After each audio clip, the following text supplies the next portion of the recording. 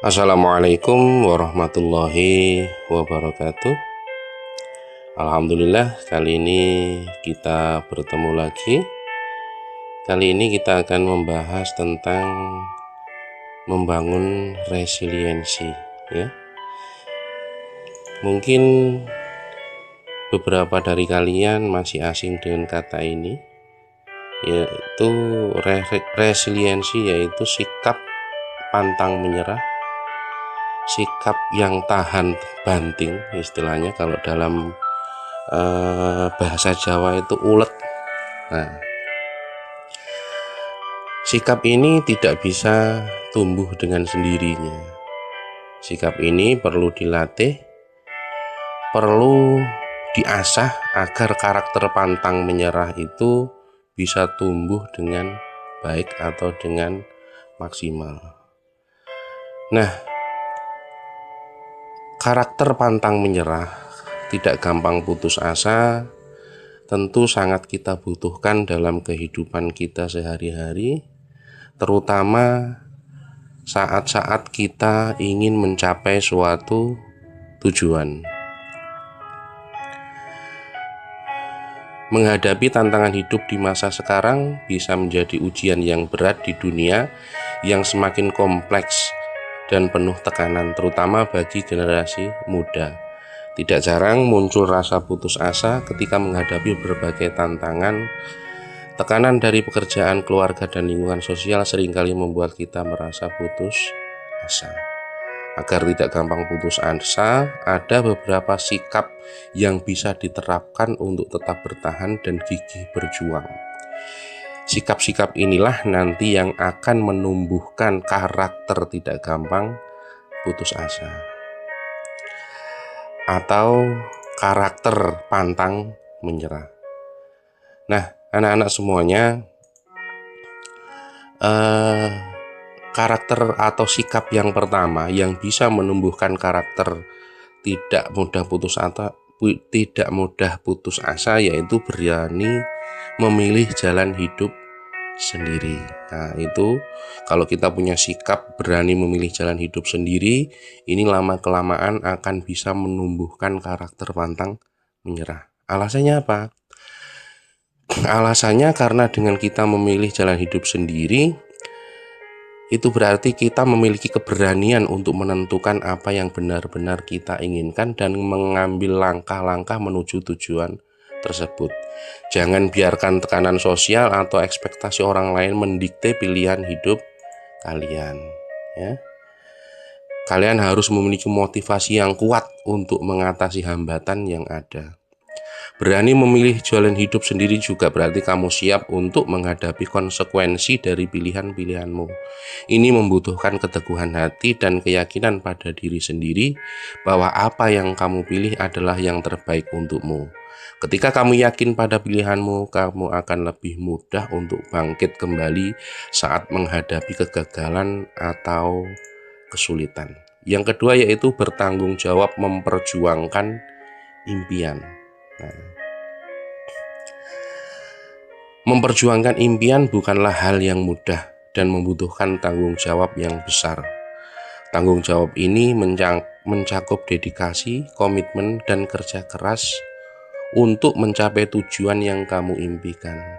Ketika kamu bertanggung jawab atas impianmu, kamu akan lebih mudah termotivasi untuk terus berjuang meskipun menghadapi berbagai rintangan.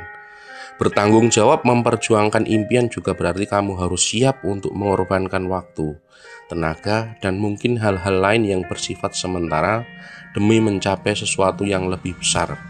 Dengan sikap ini, kamu akan lebih mampu mengatasi rasa putus asa karena kamu tahu bahwa setiap usaha yang kamu lakukan adalah bagian dari perjalanan menuju impianmu.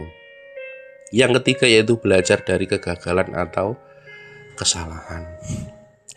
Kegagalan dan kesalahan adalah bagian tak terpisahkan dari perjalanan hidup. Alih-alih melihatnya sebagai akhir dari segalanya, jadikan kegagalan sebagai guru terbaik. Setiap kali kamu mengalami kegagalan atau membuat kesalahan, luangkan waktu untuk menganalisis apa yang salah dan apa yang bisa diperbaiki di masa depan. Belajar dari kegagalan berarti kamu mengembangkan kemampuan untuk beradaptasi dan memperbaiki strategi. Ini juga membantu membangun ketangguhan mental karena kamu memahami bahwa kegagalan bukanlah suatu yang permanen, melainkan kesempatan untuk tumbuh dan berkembang. Dengan sikap ini, kamu akan lebih siap menghadapi tantangan berikutnya tanpa merasa putus asa. Ya. Yang keempat yaitu berusaha membangun support system yang kuat. Support system itu apa? Support system itu lingkungan sekitar kamu. Ya, support system yang kuat bisa menjadi penopang penting ketika kamu menghadapi masa-masa sulit.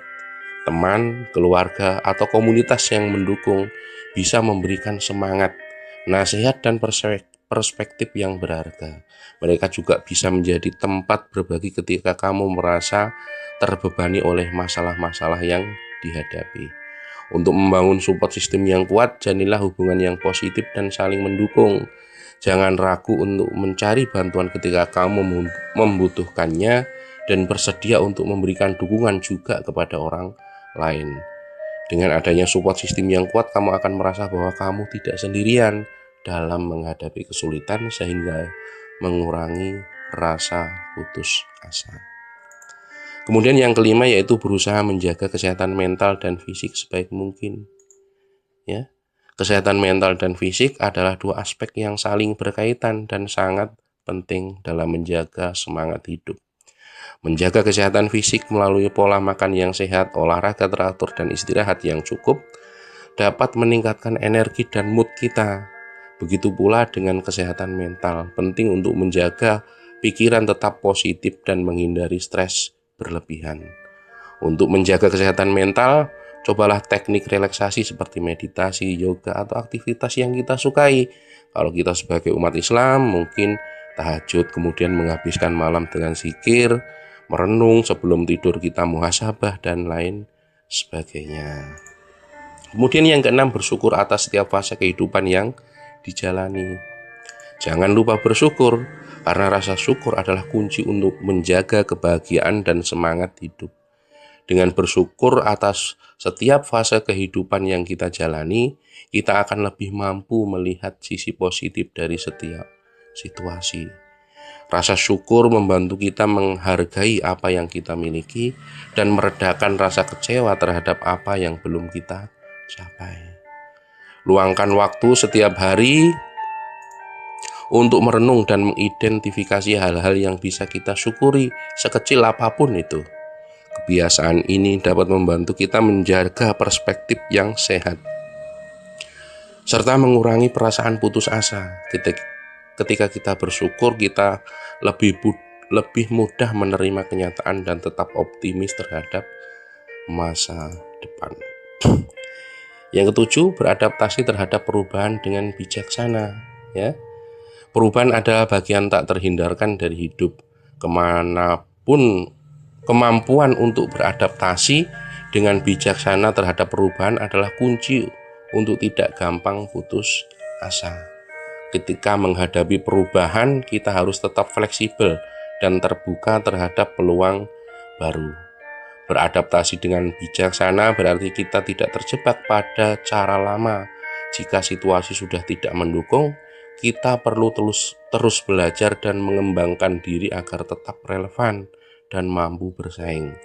Dengan beradaptasi, kita akan lebih mudah menerima perubahan dan memanfaatkannya sebagai kesempatan untuk tumbuh dan berkembang.